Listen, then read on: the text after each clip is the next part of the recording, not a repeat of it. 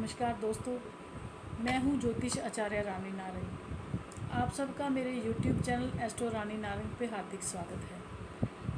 आज हम बात करेंगे कि ज्योतिष विज्ञान, योग विज्ञान और आयुर्वेद विज्ञान का आपस में क्या संबंध है।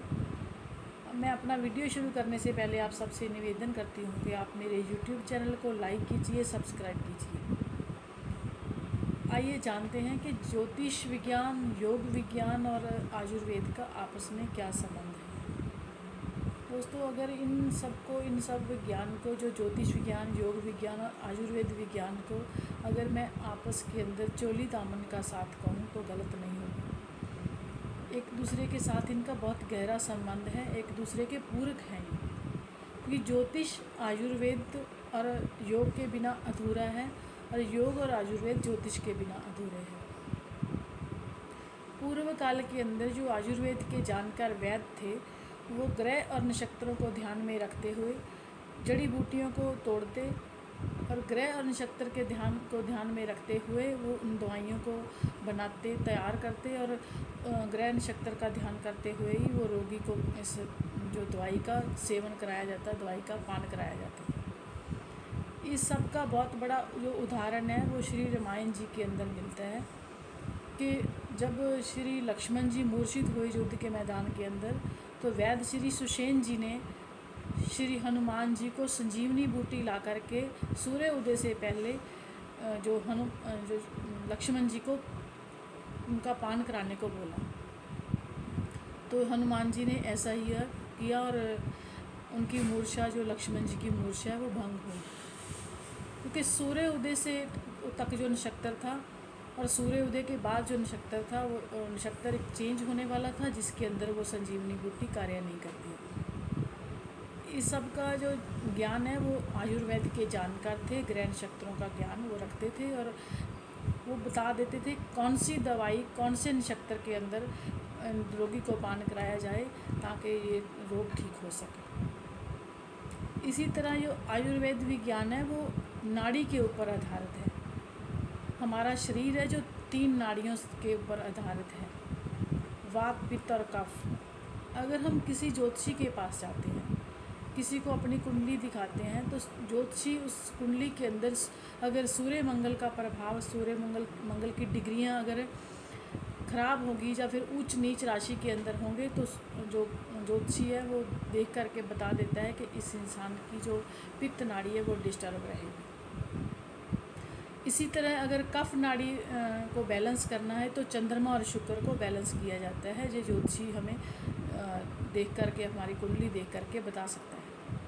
इसी तरह वात का प्रभाव है तो शनि किसी कुंडली के अंदर नीच है, नीच राशि के अंदर बैठा है या फिर नीच ग्रहों की युक्ति के साथ है या फिर अपनी शत्रु राशि के अंदर है, तो वो वात के रोग इस इंसान को बढ़ेंगे, उनको जोड़ों के दर्द बढ़ेंगे, उनका यूरिक एसिड बढ़ेगा। इसी तरह ये सब जो आयुर्वेद के जानकार थे वो बता देते थे और एक ज्योतिषी भी इन सब को बता सकता है।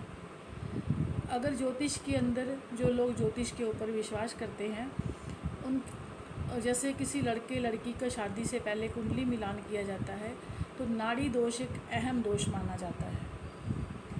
अगर दोनों पति पत्नी की एक नाड़ी होगी, लड़का लड़की की एक नाड़ी होगी, तो उनको कंसीविंग के अंदर प्रॉब्लम आएगी या फिर उनका जिस दिन से शादी होगी डे 1 से एक जने का जो हेल्थ है वो डिस्टर्ब होगी या फिर हेल्थ डाउन होनी शुरू हो जाएगी। ऐसा मैंने बहुत सारी कुंडलियों के अंदर देखा है और ज्योतिष के जो जानकार हैं वो भी सब बताते हैं। इसी तरह योग विज्ञान की बात करें तो योग विज्ञान के अंदर जब हम सूर्य और चंद्रमा, सूर्य भेदी प्राणायाम करते हैं या फिर चंद्र भेदी प्राणायाम करते हैं या फिर अनुलोम विलोम प्राणायाम करते हैं, तो उसके अंदर भी सूर्य तत्व और चंद्र तत्व को बैलेंस किया जाता है। जैसे ही सूर्य तत्व चंद्र तत्व बैलेंस हो गए, उसी तरह हमारी जो सुषुम्ना नाड़ी है वो एक्टिव होगी, हमारा ध्यान है, मेडिटेशन है वो पूर्ण होगी, हमारा जो मन है वो शांत होगा, जो डिप्रेशन टेंशन आ रही है वो ठीक होगी। और किसी की कुंडली के अंदर अगर चंद्रमा पीड़ित है, सूर्य पीड़ित है, तो ज्योतिषी भी देख करके बता देता है कि इस इंसान का जो मून पीड़ित है, इसको ध्यान मेडिटेशन के अंदर इनको प्रॉब्लम आती होगी या फिर इनके जो बीपी वगैरह इसका बढ़ रहा होगा। ये सब ज्योतिषी देख करके बता देते हैं। योग जीवन जीने की कला सिखाता है। ज्योतिष कर्म करना सिखाता है। ज्योतिष विज्ञान कर्म आधारित है। जैसा हम कर्म करते हैं वैसे ही हमें फल मिलता है। ज्योतिष हमारे फ्यूचर के लिए हमें बताता है कि आपको इस टाइम के अंदर ये प्रॉब्लम हो सकती है। एक अच्छा ज्योतिषी हमारे ग्रह नक्षत्रों को ध्यान में रखते हुए हमें बता देता है कि इस टाइम के अंदर आपको हृदय का बीमारी आएगी, इस टाइम के अंदर आपके जोड़ों के अंदर दर्द आएगा। ये सब ज्योतिष के अंदर बताया जा सकता है। एक अच्छा ज्योतिषी एक अच्छा जानकार बता सकता है। इसी तरह ज्योतिष के अंदर बताया जा सकता है और योग और आयुर्वेद के द्वारा इनका समाधान पाया जा सकता है। योग और आयुर्वेद को अपना करके हम अपने जीवन के अंदर अनुलोम विलोम प्राणायाम करके या सभी तरह के प्राणायाम करके या फिर आयुर्वेद की दवाइयों का सेवन करके हम इन बीमारियों से मुक्ति पा सकते हैं, या इन रोगों से जो ज्योतिष के अंदर बताए जाते हैं उन रोगों से हम मुक्ति पा सकते हैं। इसलिए इन सब का आपस के अंदर बहुत गहरा संबंध है, एक दूसरे के पूरक है। कोई भी एक विज्ञान दूसरे के बिना अधूरा है। हमारे मानने या ना मानने से ज्योतिष विज्ञान बदलने वाला नहीं है, ये चेंज होने वाला नहीं है कि हम नहीं मानेंगे तो ग्रहों का प्रभाव हमारे ऊपर कम हो जाएगा, ऐसा नहीं है। हम सब हमारा दिमाग है, जो हमारा मन है, जो ग्रहों द्वारा संचालित है। और ग्रहों को कंट्रोल कौन करता है? योग विज्ञान करता है, या फिर आयुर्वेद का विज्ञान जो है वो कुछ कलर थेरेपी देता है, या फिर कुछ भस्म खिलाई जाती है। जिस तरह के एलिमेंट्स की हमारे शरीर के अंदर कमी आती है उस तरह की दवाइयों का सेवन हमें कराया जाता है, तो ये जो रोग हैं वो ठीक होते हैं और जो हमारे अंदर बन रही प्रॉब्लम्स हैं उनसे निदान पाया जा सकता है। दोस्तों, मैं समझती हूँ कि मेरी इन बातों से शायद आप समझ गए होंगे कि ज्योतिष, योग और आयुर्वेद आपस के अंदर एक दूसरे के पूरक हैं।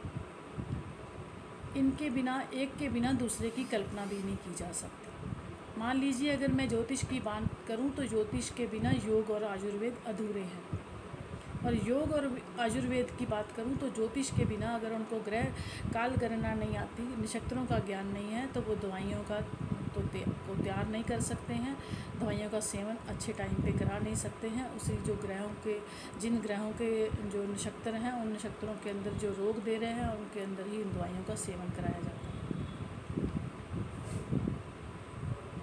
आप इन बातों से अगर लाभ उठाना चाहते हैं तो योग विज्ञान, आयुर्वेद विज्ञान और ज्योतिष विज्ञान की शरण में आएं। ये हमारी पुरातन पद्धति है, हमारे ऋषियों द्वारा दिया हुआ ये ज्ञान है।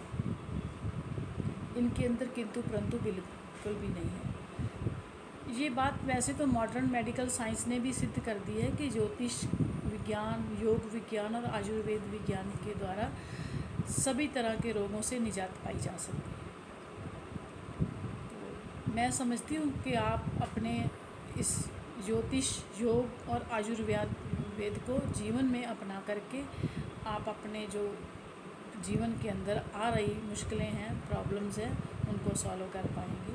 तो मैं इन्हीं बातों के साथ अपनी वाणी को यहीं पे विराम देती हूँ। एक नए टॉपिक के साथ मैं आपके समक्ष एक वीडियो फिर से लेकर के आऊँगी। तब तक के लिए नमस्कार।